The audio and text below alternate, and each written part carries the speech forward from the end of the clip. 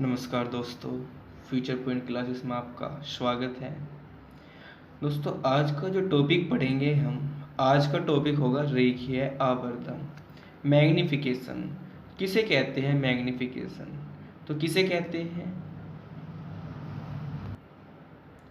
तो रेखीय आवर्धन किसे कहते हैं? तो रेखीय आवर्धन कहते हैं कि प्रतिबिंब की लंबाई की जो दर्पण है, तो दर्पण द्वारा किसी वस्तु के बने प्रतिबिंब की लंबाई तथा वस्तु की लंबाई के अनुपात को रेखीय आवर्धन कहते हैं।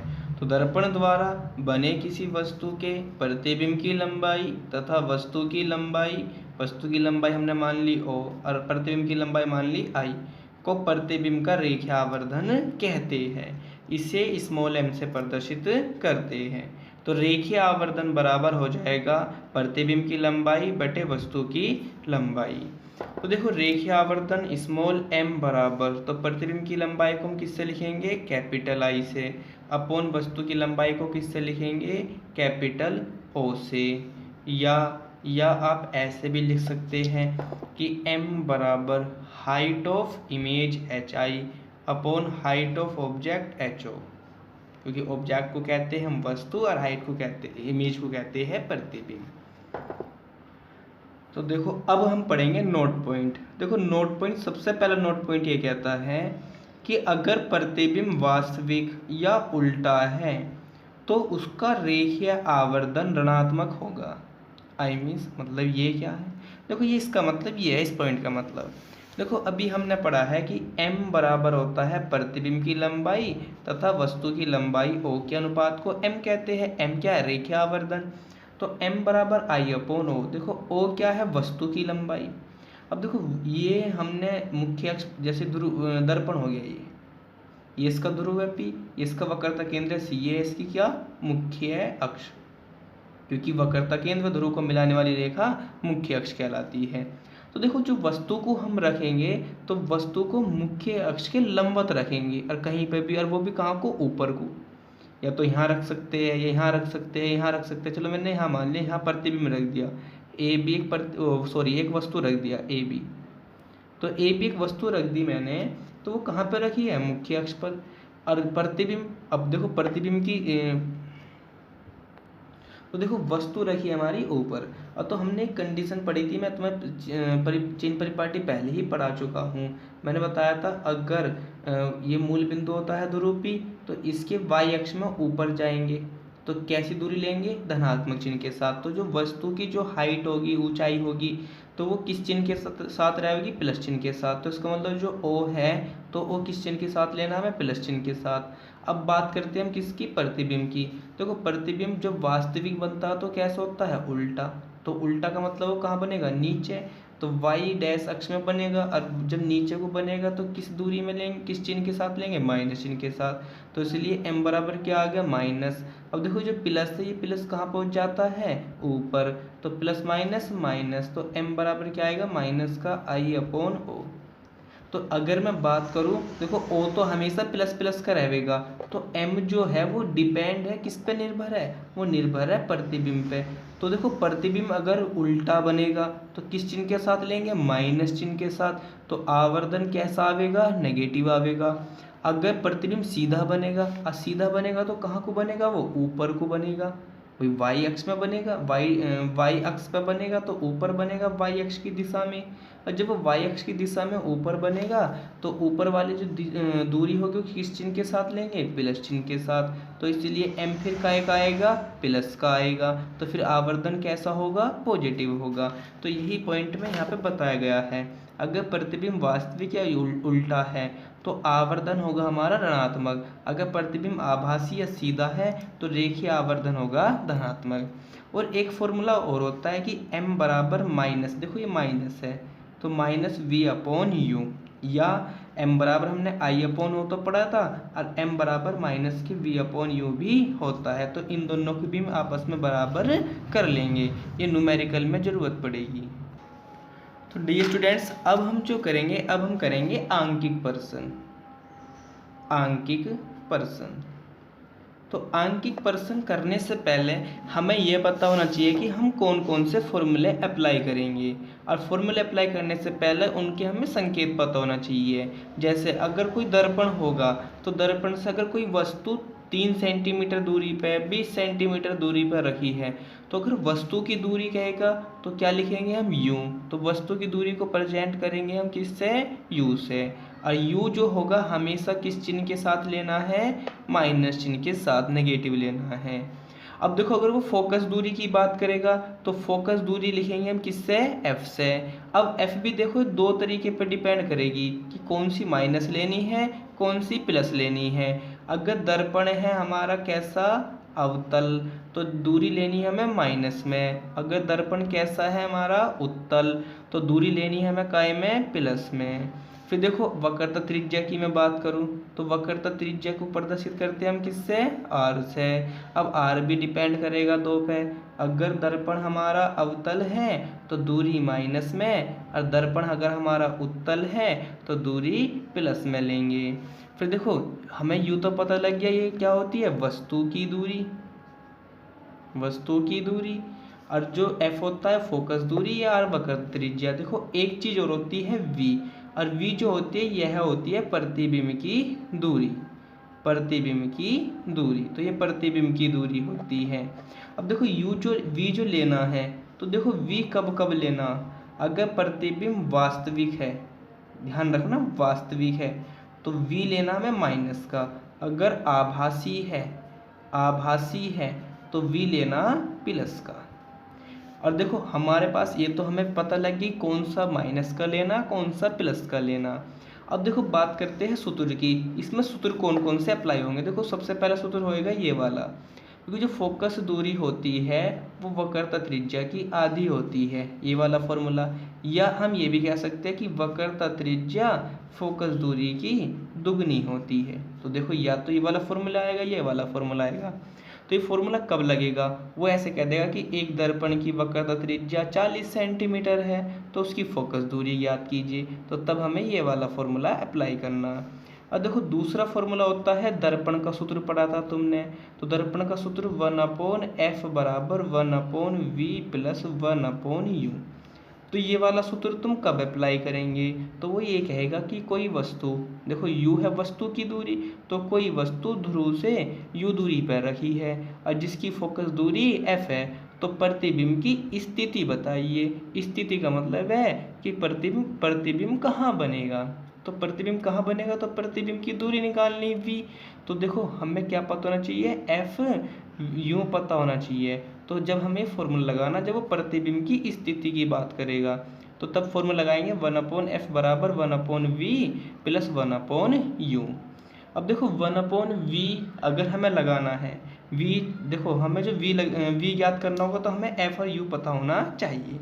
और देखो तीसरा फॉर्मूला होता है आवर्धन की, अगर वो बात कर देवे तो m बराबर क्या होता है, I/O। आई क्या है, प्रतिबिंब की लंबाई, और ओ क्या है, वस्तु की लंबाई। या तुमने एक ये भी पढ़ रखा, चूंकि m बराबर क्या होता है, माइनस का v/u। तो देखो मैं m की जगह ये भी रख सकता हूँ, तो I/O बराबर क्या बन जाएगा, माइनस का v/u। तो ये तीन फॉर्मूले हैं।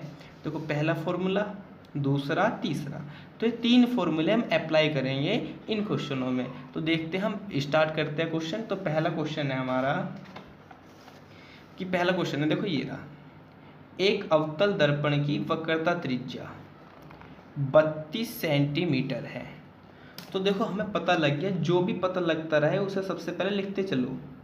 देखो वक्रता त्रिज्या, और दर्पण कैसा है, अवतल, और अवतल दर्पण है तो उसकी वक्रता त्रिज्या अभी हमने बात करी थी कि अवतल दर्पण होगा तो किस चिन्ह के साथ, माइनस चिन्ह के साथ। और वक्रता त्रिज्या किससे लिखेंगे हम, r से। तो r बराबर कितना दे रखा, 32 सेंटीमीटर। देखो ये 32 सेंटीमीटर है, तो 32 सेंटीमीटर, इस काय का लिखेंगे हम इसे, माइनस का। हमें क्या फाइंड करना, f इजिकल टू क्या, तो we know that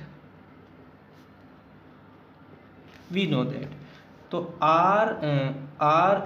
F is equal to होता है वक्रता त्रिज्या का आधा, तो F is equal to R upon two, तो एफ इजिकल टू आर कितना माइनस का 32 अपॉन में 2 से डिवाइड करेंगे तो एफ इजिकल टू आएगा माइनस का 16 सेंटीमीटर। तो दिस इज आंसर। तो ये आ गया हमारा आंसर। देखो दूसरा क्वेश्चन है कि एक उत्तल दर्पण की फोकस दूरी 40 सेंटीमीटर है तो दर्पण की वक्रता त्रिज्या होगी। देखो उत्तल दर्पण है और उत्तल दर्पण की जो फोकस दूरी होती है वो काय की होती है प्लस की, और फोकस दूरी को हम किससे लिखेंगे एफ से। तो एफ बराबर प्लस और कितनी है 40 सेंटीमीटर, तो 40 सेंटीमीटर। आर निकालना, तो आर इजिकल टू क्या, तो वी नो दैट, हम जानते हैं कि क्या जानते हैं आप कि जो वक्रता त्रिज्या होती है वो फोकस दूरी की दुगनी होती है। तो 2 इंटू एफ कितना है 40 और 40 दूनी कितना हो जाएगा 80 सेंटीमीटर। तो ये आ गया हमारा आर। देखो नेक्स्ट क्वेश्चन क्या है कि एक अवतल दर्पण, देखो अवतल दर्पण है, ध्यान रखना कि वक्रता त्रिज्या 60 सेंटीमीटर है। तो देखो सॉल्यूशन करते हैं साथ के साथ। देखो वक्रता त्रिज्या को हम किससे लिखेंगे आर से, और आर इजिकल टू अवतल दर्पण है तो किस चिन्ह के साथ माइनस चिन्ह के साथ, त्रिज्या कितनी है 60 सेंटीमीटर। कोई प्रॉब्लम नहीं। कोई वस्तु अवतल दर्पण से, देखो दर्पण से 45 सेंटीमीटर की दूरी पर रखी है, तो कौन रखी है वस्तु, और वस्तु की दूरी को किससे लिखेंगे यू से, और यू हमेशा काय का होता है माइनस का, और कितनी दूरी पे 45 सेंटीमीटर की दूरी पे। तो वो कह रहा कि दर्पण से वस्तु के प्रतिबिंब की, देखो किसकी प्रतिबिंब की दूरी, तो प्रतिबिंब की दूरी किससे कहेंगे v इजिकल टू क्या। अब देखो जब हमें प्रतिबिंब की दूरी निकालना या प्रतिबिंब की स्थिति निकालना तो हम सूत्र कौन सा लगाएंगे दर्पण के सूत्र से। अब दर्पण का सूत्र भी तुम्हें पता है क्या होता है 1/f बराबर 1/v प्लस 1/u। अरे ये तो जब ये होता है तो वहाँ पे देखो f भी है तो हमें f चाहिए, तो सबसे पहले क्या ज्ञात करो f निकालो। तो सबसे पहले मैं निकालता हूँ f। तो देखो f निकालने के लिए हमें पता तो f बराबर क्या होता है r/2। तो f इजिकल टू r कितना है माइनस का 60 और बटे में कितना जाएगा 2। तो f बराबर 2 से 60 को डिवाइड करेंगे तो क्या आ जाएगा माइनस का 30 सेंटीमीटर। अब f भी पता लग गया। अब सीधा डायरेक्ट फॉर्मूला लगाओ तो दर्पण के सूत्र से, अब दर्पण के सूत्र से, तो दर्पण का सूत्र क्या होता है 1/f बराबर 1/v प्लस 1/u। अब वैल्यू पुट कर दो तो 1/f, f कितना माइनस का 30 बराबर 1/v, v हमें निकालनी है नहीं रहने दो, प्लस 1/u, u कितना है माइनस का 45। देखो जो माइनस चिन्ह होते हैं ये पहुंच जाते हैं हमारे ऊपर, ये ऊपर चले जाएंगे। अब देखो ऊपर चले जाएंगे तो जाएगा माइनस का 1/30 बराबर 1/v। देखो ये माइनस का ऊपर जाएगा तो पहले ऊपर कौन है प्लस, तो प्लस की माइनस में क्या होएगी गुना, तो प्लस माइनस माइनस 1/45। देखो हमें निकालना है v, तो ये जो है इधर माइनस का ये इधर पहुंच जाएगा तो काय को हो जाएगा प्लस का, तो इधर बचेगा 1/v बराबर इधर क्या था माइनस के 1/30 और प्लस के 1/45। तो 1/v बराबर देखो 30 और 45 का हमें लेना है एलसीएम। अब देखो 30 और 45 का एलसीएम तुम्हारे पे लेना आता होगा तो मैं तुम्हें सिखा देता हूँ 30 और 45 का एलसीएम कैसे लेंगे। देखो 30 कोमा लगा के लिखो 45, फिर ऐसे डंडा खींचो और इस तरीके से। देखो हमें उस संख्या को लेना जो दोनों कट, मतलब कोई सी भी एक संख्या कट जाए। देखो मैं पहले ले लेता हूँ 2 को, तो 2 को 15 दूनी 30 और 45 नहीं कटने का तो कोई बात नहीं। अब देखो क्या चलेगा 3, क्योंकि 3 से कोई सी भी संख्या कट सकती है, तो 3 पंजे 15 और 3 एकम 3 और 3 पंजे 15। अब देखो फिर 3 ले लो तो 5 तो नहीं कटने का, 5 को ऐसे रहने दो, और 3 पंजे कितने होते हैं 15, फिर 5 से 1 एकम 1 ही, जब तक काटना है जब तक यहाँ लास्ट में 1 1 ना हो जाए।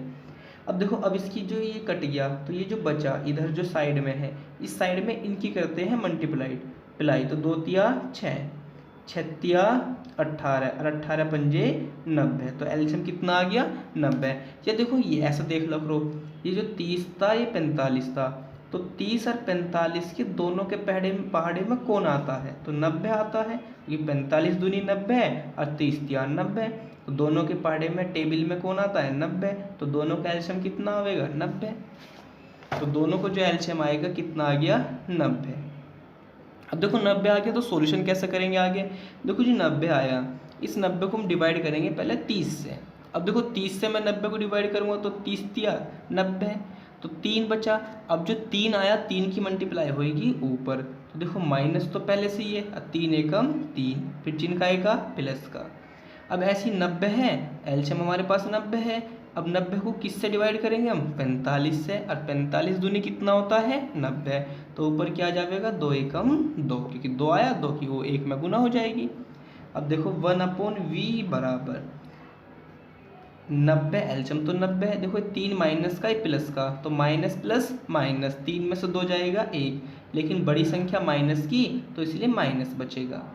अब देखो क्रॉस मल्टीप्लाई कर दो, अच्छा क्रॉस मल्टीप्लाई करोगे, देखो क्रॉस मल्टीप्लाई का मतलब है इसकी मल्टीप्लाई इसमें, इसकी मल्टीप्लाई इसमें, तो v की मल्टीप्लाई -1 में करेंगे तो क्या आएगा आपका आएगा माइनस का v बराबर, और 90 गुना 1 में करेंगे तो क्या आएगा 90। अब देखो हमें केवल v निकालना, हमें ना तो माइनस v निकालना, केवल v निकालना, तो ये माइनस आ रहा, तो माइनस से गुना करने पर, माइनस से गुना हम इसलिए कर रहे हैं क्योंकि माइनस माइनस क्या होता है प्लस, तो माइनस से जब मैं इसमें गुना करूँगा, देखो माइनस वी तो था ही था, किसकी मल्टीप्लाई और करनी माइनस की, ऐसी देखो यहाँ 90 था तो 90 में किसकी मल्टीप्लाई कर देंगे माइनस की, तो माइनस माइनस क्या हो जाएगा प्लस, चाहे प्लस को लिखो या ना लिखो, बराबर माइनस के 90 सेंटीमीटर। तो जब प्रतिबिंब होगा तो ये v निकल गया, तो वस्तु के प्रतिबिंब की जो दूरी हो जाएगी तो v बराबर माइनस के 90 सेंटीमीटर। तो डियर स्टूडेंट्स, अगर आपको कोई प्रॉब्लम हो तो कृपया प्लीज़ कमेंट करो, आप वो वीडियो के लास्ट में जाके कमेंट कर देना। तो thanks for watching my video.